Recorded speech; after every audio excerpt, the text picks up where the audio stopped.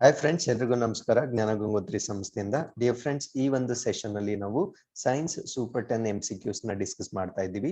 Dear friends, ಈ ಒಂದು ಸಂಚಿಕೆ part 7 of this particular series ಆಗಿರುತ್ತೆ.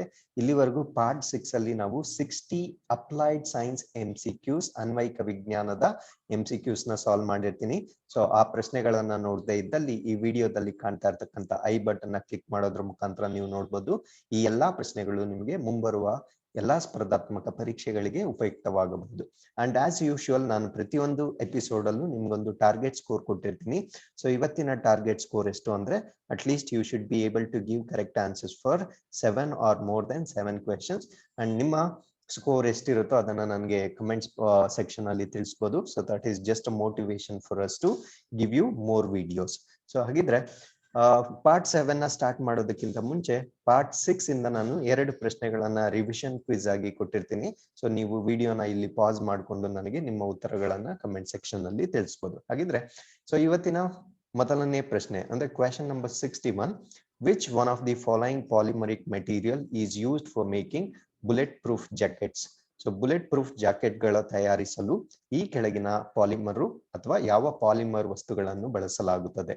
ಆಪ್ಷನ್ಸ್ ನೈಲಾನ್ 66 ಅಂತ ಕೊಟ್ಟಿದ್ದಾರೆ, ರಯಾನ್ ಅಂತ ಕೊಟ್ಟಿದ್ದಾರೆ, ಕೆವ್ಲರ್ ಅಂತ ಕೊಟ್ಟಿದ್ದಾರೆ, ಮತ್ತೆ ಡಾಕ್ರಾನ್ ಅಂತ ಕೊಟ್ಟಿದ್ದಾರೆ. ಸೊ ಈ ಪ್ರಶ್ನೆಗೆ ಸರಿಯಾದ ಉತ್ತರ ಯಾವುದು ಅಂದ್ರೆ ಕೆವ್ಲರ್ ನ ನಾವು ಬಳಸ್ತೀವಿ. ಹಾಗಿದ್ರೆ ವಾಟ್ ಈಸ್ ಕೆವ್ಲರ್ ಅಂತ ತಿಳ್ಕೊಳ್ತಾ ಬರೋಣ. So Kevlar is a synthetic fibre and heat resistant material. So Kevlar ಒಂದು ಸಿಂಥೆಟಿಕ್ ಫೈಬರ್ ಅಂದ್ರೆ ಸಂಶ್ಲೇಷಿತ ಫೈಬರ್ ಆಗಿರುತ್ತೆ ಮತ್ತು ಇದು ಶಾಖ ನಿರೋಧಕವಾಗಿರುತ್ತೆ.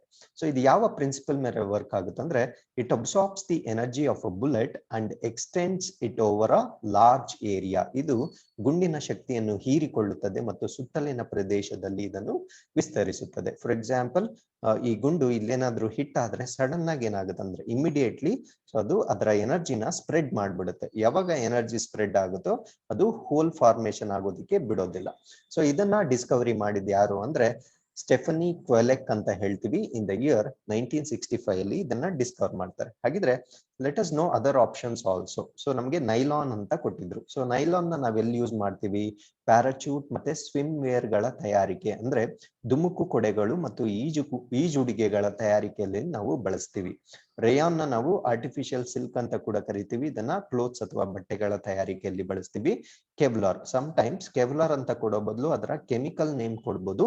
ಸೊ ಕೆಮಿಕಲ್ ನೇಮ್ ಯಾವುದು ಅಂದ್ರೆ ಪಾಲಿಫಿನಲಿನ್ ಟೆರಾಪ್ತಲಮೈಡ್ ಅಂತ ಹೇಳ್ತೀವಿ. ಸೊ ಇದನ್ನ ನಾವು ಬುಲೆಟ್ ಪ್ರೂಫ್ ಜಾಕೆಟ್ ಗಳಲ್ಲಿ, ಬೈಸಿಕಲ್ ಟೈರ್ ಮತ್ತು ಓಟದ ದೋಣಿ ಅಂದ್ರೆ racing sails, bicycle tyres, bulletproof jackets and vest ಗಳ ತಯಾರಿಕೆಯಲ್ಲಿ ಬಳಸ್ತೀವಿ.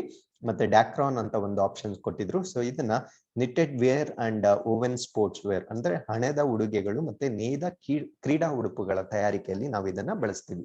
ಸೊ ಮುಂದಿನ ಪ್ರಶ್ನೆ, anatomically the beak of the bird is equivalent of which of the following? So ಅಂಗ ರಚನಾ ಶಾಸ್ತ್ರದ ಪ್ರಕಾರ ಪಕ್ಷಿಯ ಕೊಕ್ಕು ಈ ಕೆಳಗಿನವುಗಳಿಗೆ ಸಮವಾಗಿದೆ. ಸೊ ಟೀತ್ ಅಂತ ಕೊಟ್ಟಿದ್ದಾರೆ, ಚೀಕ್ಸ್ ಅಂತ ಕೊಟ್ಟಿದ್ದಾರೆ, ಜಾಸ್ ದವಡೆಗಳು ಅಂತ ಕೊಟ್ಟಿದ್ದಾರೆ, ನನ್ ಆಫ್ ದಿ ಅಬೋ ಅಂತ ಕೊಟ್ಟಿದ್ದಾರೆ. ಸೊ ಈ ಪ್ರಶ್ನೆಗಳಿಗೆ ಸರಿಯಾದ ಉತ್ತರ, ಸೊ ನಮ್ಗೆ ಆಕ್ಚುಲಿ ಕನ್ಫ್ಯೂಷನ್ ಆಗೋದು ಬಿಟ್ವೀನ್ ಟೀತ್ ಮತ್ತೆ ಜಾ ಮಧ್ಯ ಕನ್ಫ್ಯೂಷನ್ ಆಗುತ್ತೆ. ಸೊ ಈ ಪ್ರಶ್ನೆಗೆ ಸರಿಯಾದ ಉತ್ತರ ಪಕ್ಷಿಗಳ ಕೊಕ್ಕು ಬೇರೆ ಜೀವಿಗಳ ದವಡೆ ಅಥವಾ ಜಾಸ್ಗೆ ಸಂಬಂಧವಾಗಿರುತ್ತೆ. ಅಂದ್ರೆ ನಮ್ಮ ಅಪ್ಪರ್ ಜಾ ಇದನ್ನ ಅಪ್ಪರ್ ಬೀಕ್ ಅಂತ ಹೇಳ್ತೀವಿ, ಲೋವರ್ ಜಾನ ನಾವು ಕೆಳಗಿನ ದವಡೆಯನ್ನ ನಾವು ಲೋವರ್ ಬೀಕ್ ಅಂತ ಕರಿತೀವಿ. So this is equivalent to jaw of other animals. ಮುಂದಿನ ಪ್ರಶ್ನೆ, the presence of which of the following prevents coagulation of blood inside the human body? ಈ ಕೆಳಗಿನವುಗಳಲ್ಲಿ ಯಾವುದರ ಉಪಸ್ಥಿತಿಯು ಮಾನವನ ದೇಹದೊಳಗೆ ರಕ್ತ ಹೆಪ್ಪುಗಟ್ಟುವುದನ್ನು ತಡೆಯುತ್ತದೆ? ಫಾರ್ ಎಕ್ಸಾಂಪಲ್, ನಮ್ಗೆ ಗೊತ್ತು, ನಮ್ಗೆ ಇಂಜುರಿ ಆದಾಗ ಅಂದ್ರೆ ಬ್ಲಡ್ ಬಾಡಿಯಿಂದ ಆಚೆ ಬಂದಾಗ ಮಾತ್ರ ಅದು ಹೆಪ್ಪುಗಟ್ಟುತ್ತೆ ಅಥವಾ ಕ್ಲಾಟ್ ಆಗುತ್ತೆ. ಹಾಗಿದ್ರೆ ಬಾಡಿ ಒಳಗಡೆ ಇದ್ದಾಗ ಯಾಕೆ ಅದು ಕ್ಲಾಟ್ ಆಗಲ್ಲ? ಇನ್ಫ್ಯಾಕ್ಟ್ ಅದು ಆಗ್ಬಾರ್ದು. ಸೊ ಅದು ಆಗದೆ ಇರೋ ಹಾಗೆ ತಡಿಲಿಕ್ಕೆ ಇರ್ತಕ್ಕಂಥ ವಸ್ತು ಯಾವುದು ಅಂತ ಪ್ರಶ್ನೆ ಕೇಳಿದ್ದಾರೆ. ಆಪ್ಷನ್ಸ್ ಫೈಬ್ರಿನ್ ಅಂತ ಕೊಟ್ಟಿದ್ದಾರೆ, ಹಿಮೋಗ್ಲೋಬಿನ್ ಅಂತ ಕೊಟ್ಟಿದ್ದಾರೆ, ಹೆಪಾರಿನ್ ಅಂತ ಕೊಟ್ಟಿದ್ದಾರೆ, ಥ್ರಾಂಬೋಪ್ಲಾಸ್ಟಿಕ್ ಅಂತ ಕೊಟ್ಟಿದ್ದಾರೆ. ಸೊ ಈ ಪ್ರಶ್ನೆಗೆ ಸರಿಯಾದ ಉತ್ತರ ಯಾವುದು ಅಂದ್ರೆ heparin. So heparin prevents clotting of blood inside the body. ಮಿಕ್ಕಿದ ಎಲ್ಲ ಆಪ್ಷನ್ಸ್ ಫೈಬ್ರಿನ್ ಇರ್ಬೋದು, haemoglobin you know that It is responsible for red color of the blood and it also carries oxygen and carbon dioxide.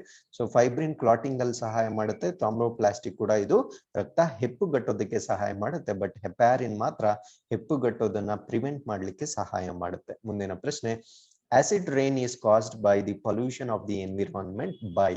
Acid ಮಳೆ ಅಥವಾ ಆಮ್ಲ ಮಳೆ ಪರಿಸರದಲ್ಲಿ ಯಾವುದರ ಮಾಲಿನ್ಯದಿಂದ ಉಂಟಾಗುತ್ತದೆ?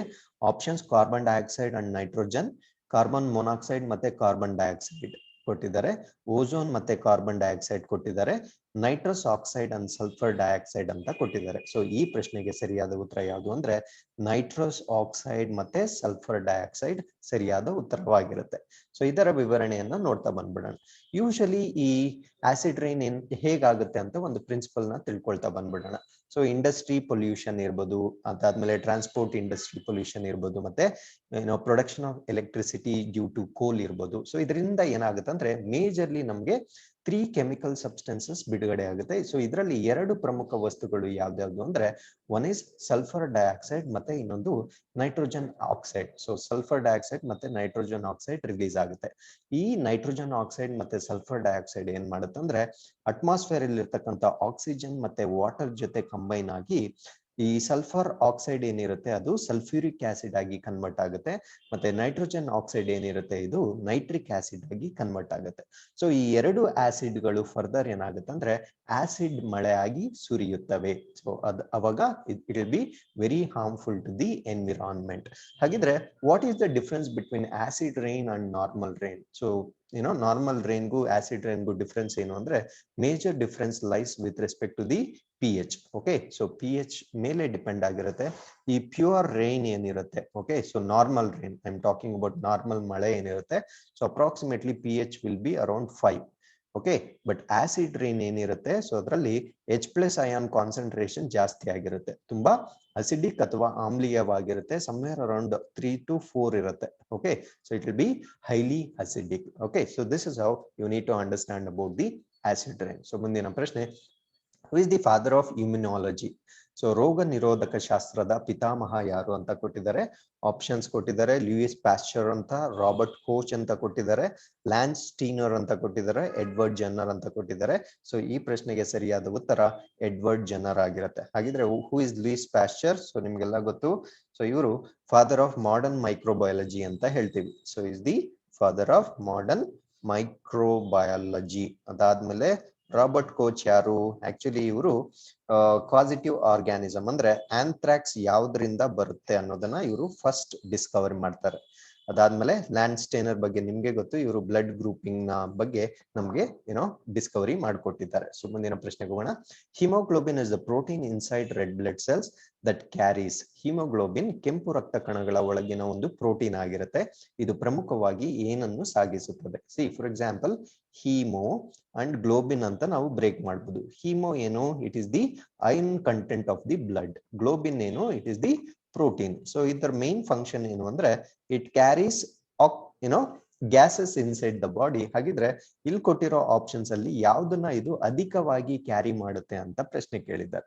ಸೊ ಆಪ್ಷನ್ಸ್ ಆಕ್ಸಿಜನ್, ಆಮ್ಲಜನಕ, ಕಾರ್ಬನ್ ಡೈಆಕ್ಸೈಡ್ ಕೊಟ್ಟಿದ್ದಾರೆ, ನೈಟ್ರೋಜನ್, ಸಾರಜನಕ ಕೊಟ್ಟಿದ್ದಾರೆ, ಓಝೋನ್ ಅಂತ ಕೊಟ್ಟಿದ್ದಾರೆ. ಸೊ ನಾವು ಈಸಿಲಿ ಇವೆರಡು ಆಪ್ಷನ್ ಅಂತೂ ಎಲಿಮಿನೇಟ್ ಮಾಡ್ಬಿಡ್ತೀವಿ out of our common sense. But ಇಲ್ಲಿ ನಮ್ಗೆ ಕನ್ಫ್ಯೂಷನ್ ಆಗುತ್ತೆ, ಬಿಕಾಸ್ ನಮ್ಗೆ ಗೊತ್ತು ಆಕ್ಸಿಜನ್ ಕ್ಯಾರಿ ಮಾಡುತ್ತೆ, ಕಾರ್ಬನ್ ಡೈಆಕ್ಸೈಡ್ ಕ್ಯಾರಿ ಮಾಡುತ್ತೆ ಅಂತ ಗೊತ್ತು.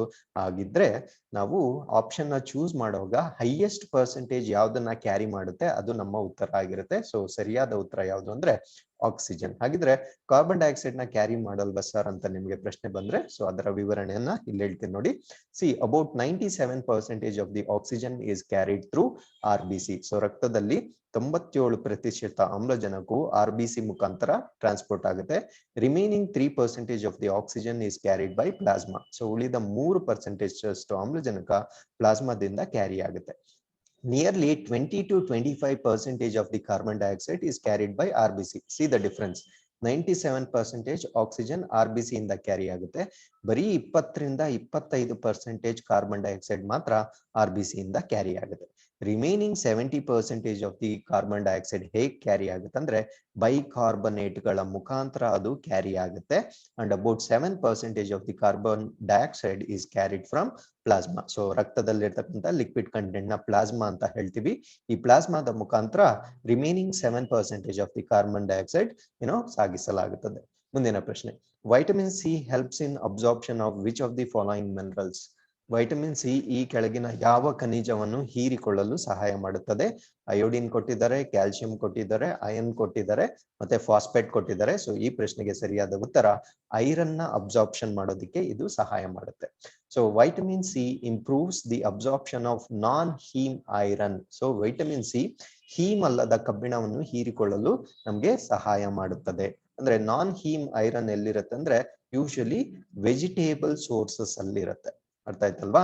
The type of iron found in plant food such as leafy green vegetables. ಅಂದ್ರೆ ಸಸ್ಯ ಆಹಾರಗಳಲ್ಲಿ ಕಂಡು ಬರುವ ಕಬ್ಬಿಣದ ವಿಧಗಳು ಅಥವಾ ಎಲೆಯ ಹಸಿರು ಎಲೆಗಳಲ್ಲಿರ್ತಕ್ಕಂಥ ಕಬ್ಬಿಣವಲ್ಲದ ಅಥವಾ ಹೀಮ್ ರಹಿತವಾದ ಒಂದು ಐರನ್ ನ ಇದು ಅಬ್ಸರ್ವ್ ಮಾಡ್ಕೊಳ್ಳೋದಕ್ಕೆ ಸಹಾಯ ಮಾಡುತ್ತೆ. ಹಾಗಿದ್ರೆ where do we find him iron? Him iron ಎಲ್ಲಿ ನಾವು ಫೈಂಡ್ ಔಟ್ ಮಾಡ್ತೀವಿ ಅಂದ್ರೆ food from animal sources. Okay, so ಪ್ರಾಣಿಗಳಿಂದ ಬರ್ತಕ್ಕಂಥ ಸೋರ್ಸ್ ಅಲ್ಲಿ ನಮ್ಗೆ ಐರನ್ ವಿತ್ ಹೀಮ್ ನಮ್ಗೆ ಸಿಗುತ್ತೆ. ಅಂಡ್ ವೈಟಮಿನ್ ಸಿ ಬಗ್ಗೆ ನಿಮ್ಗೆ ಡೆಫಿನೆಟ್ಲಿ ಗೊತ್ತಿರುತ್ತೆ. ಸೊ ಅದನ್ನ ನಾವು ಅಸ್ಕಾರ್ಬಿಕ್ ಆಸಿಡ್ ಅಂತ ಕೂಡ ಕರಿತೀವಿ. ಸೊ ಅದೇನಾದ್ರೂ ಡೆಫಿಷಿಯನ್ಸಿ ಆದ್ರೆ ನಮ್ಗೆ ಸ್ಕರ್ವಿ ರೋಗ ಬರುತ್ತೆ ಅಂತ ಕೂಡ ಗೊತ್ತಿರುತ್ತೆ. ಅಂಡ್ ಯಾವ ವೈಟಮಿನ್ ಜಾಸ್ತಿ ಆಹಾರವನ್ನು ಬೇಯಿಸುವುದರಿಂದ ಡೆಸ್ಟ್ರಾಯ್ ಆಗುತ್ತೆ ಅಂದ್ರೆ ಸೊ ಅದು ಕೂಡ ನಿಮ್ಗೆ ಗೊತ್ತಿರಬೇಕು, ವೈಟಮಿನ್ ಸಿ ಅಂತಾನೆ ಗೊತ್ತಿರಬೇಕು. ಸೊ ಮುಂದಿನ ಪ್ರಶ್ನೆ, which of the following is called as philosopher's wool? ಈ ಕೆಳಗಿನವುಗಳಲ್ಲಿ ಯಾವುದನ್ನು ಫಿಲಾಸಫರ್ಸ್ ಉಣ್ಣೆ ಎಂದು ಕರೆಯಲಾಗುತ್ತದೆ? ಆಪ್ಷನ್ ಜಿಂಕ್ ಬ್ರೋಮೈಡ್ ಕೊಟ್ಟಿದ್ದಾರೆ, ಜಿಂಕ್ ನೈಟ್ರೇಟ್ ಅಂತ ಕೊಟ್ಟಿದ್ದಾರೆ, ಜಿಂಕ್ ಆಕ್ಸೈಡ್ ಅಂತ ಕೊಟ್ಟಿದ್ದಾರೆ, ಜಿಂಕ್ ಕ್ಲೋರೈಡ್ ಅಂತ ಕೊಟ್ಟಿದ್ದಾರೆ.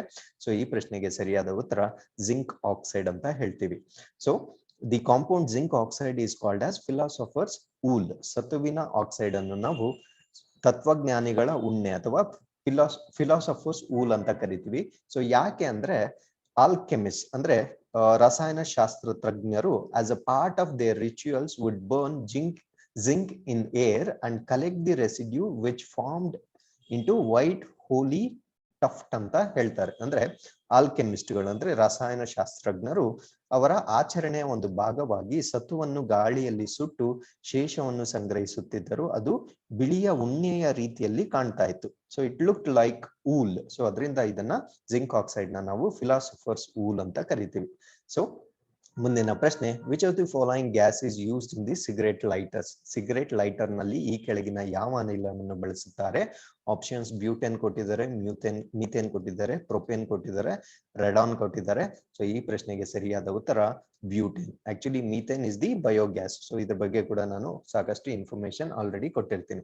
ಸೊ ಕೊನೆಯ ಪ್ರಶ್ನೆ, growth and repair of damage tissue involve? ಹಾನಿಗೊಳಗಾದ ಅಂಗಾಂಶದ ಬೆಳವಣಿಗೆ ಮತ್ತು ದುರಸ್ತಿ ಯಾವ ವಿಭಜನೆಯಿಂದ ಆಗುತ್ತದೆ? ಆಪ್ಷನ್ಸ್ ಮೈಟೋಟಿಕ್ ಸೆಲ್ ಡಿವಿಷನ್ ಓನ್ಲಿ, ಮೈಟೋಟಿಕ್ ಕೋಶ ವಿಭಜನೆ ಮಾತ್ರ, ಬೋತ್ ಮೈಟೋಟಿಕ್ ಮತ್ತೆ ಮಿಯೋಟಿಕ್ ಸೆಲ್ ಡಿವಿಷನ್. ಮೈಟೋಟಿಕ್ ಮತ್ತೆ ಮಿಯೋಟಿಕ್ ಸೆಲ್ ಡಿವಿಷನ್ ವಿಭಜನೆ ಎರಡೂ ಅಂತ ಕೊಟ್ಟಿದ್ದಾರೆ. Okay, and meiotic cell division, meiotic ಕೋಶ ವಿಭಜನೆ ಮಾತ್ರ, ಅಮಯೋಟಿಕ್ ಸೆಲ್ ಡಿವಿಷನ್, ಅಮಯೋಟಿಕ್ ಕೋಶ ವಿಭಜನೆ ಮಾತ್ರ ಅಂತ ಕೊಟ್ಟಿದ್ದಾರೆ. ಸೊ ಈ ಪ್ರಶ್ನೆಗೆ ಸರಿಯಾದ ಉತ್ತರ ಆಪ್ಷನ್ ಎ, ಮೈಟೋಟಿಕ್ ಕೋಶ ವಿಭಜನೆ ಮಾತ್ರ. ಹಾಗಿದ್ರೆ ಇದರ ವಿವರಣೆ ನೋಡ್ಬಿಡೋಣ. Cells divide and reproduce in two ways, mitosis ಮತ್ತೆ ಮಿಯೋಸಿಸ್. ಸೊ ಯಾವುದೇ ಒಂದು ಜೀವಕೋಶಗಳು ಎರಡು ರೀತಿಯಲ್ಲಿ ವಿಭಜನೆ ಹೊಂದುತ್ತವೆ. ಒಂದನ್ನ ಮೈಟೋಸಿಸ್ ಅಂತ ಕರಿತೀವಿ, ಇನ್ನೊಂದನ್ನ ಮಿಯೋಸಿಸ್ ಅಂತ ಕರಿತೀವಿ. So mitosis results in 2 identical daughter cells, whereas meiosis results in 4 sex cells. So mitosis 2 ಮರಿ ಜೀವಕೋಶಗಳಾಗಿ ವಿಭಜನೆ ಆಗುತ್ತದೆ, ಆದರೆ ಮಿಯೋಸಿಸ್ ನಲ್ಲಿ 4 ಲೈಂಗಿಕ ಕೋಶಗಳಿಗೆ ಕಾರಣವಾಗುತ್ತೆ. The specialized process by which germ cells divide into produce gametes. So ಇದನ್ನ ನಾವು ಮಿಯೋಸಿಸ್ ಅಂತ ಕರಿತೀವಿ. ಓಕೆ, ಸೊ ಮಿಯೋಸಿಸ್ ಎಲ್ಲಾಗುತ್ತೆ ಅಂದ್ರೆ ಯೂಶಲಿ ಗ್ಯಾಮೆಟ್ಸ್. ನೋಡಿ ಇಲ್ಲಿ ಜರ್ಮ್ ಸೆಲ್ಸ್ ಅಂತ ಕೊಟ್ಟಿದ್ದಾರೆ. ಜರ್ಮ್ ಸೆಲ್ಸ್ ಅಂದ್ರೆ ಏನು? In case of human beings ನಾವು ಸ್ಪರ್ಮ್ ಮತ್ತೆ ಓವರಿನ ಜರ್ಮ್ ಸೆಲ್ಸ್ ಅಂತ ಕರಿತೀವಿ. ಸೊ ಇಲ್ಲಿ ನಾವು ಮಿಯೋಸಿಸ್ ನ ನೋಡ್ಬೋದು. ಬಟ್ ಬೇರೆಲ್ಲ ಗ್ರೋತ್ ಮತ್ತೆ ರಿಪೇರ್ ಅಲ್ಲಿ ಯಾವ ವಿಭಜನೆ ಆಗುತ್ತೆ ಅಂದ್ರೆ ಮೈಟೋಸಿಸ್ ವಿಭಜನೆ ಆಗುತ್ತೆ ಅನ್ನೋದನ್ನ ಜ್ಞಾಪಕ ಇಟ್ಕೊಳ್ಳಿ. ಸೊ ಇಲ್ಲಿಗೆ ಇವತ್ತಿನ ಎಲ್ಲಾ ಪ್ರಶ್ನೆಗಳು ಮುಗ್ದಿರುತ್ತೆ. ಸೊ ನಿಮ್ಗೆ ಏನೇ ಡೌಟ್ಸ್ ಇದ್ರು ನನಗೆ ಕಮೆಂಟ್ ಸೆಕ್ಷನ್ ಅಲ್ಲಿ ತಿಳಿಸ್ಬೋದು. Thanks for watching. ನಮಸ್ಕಾರ.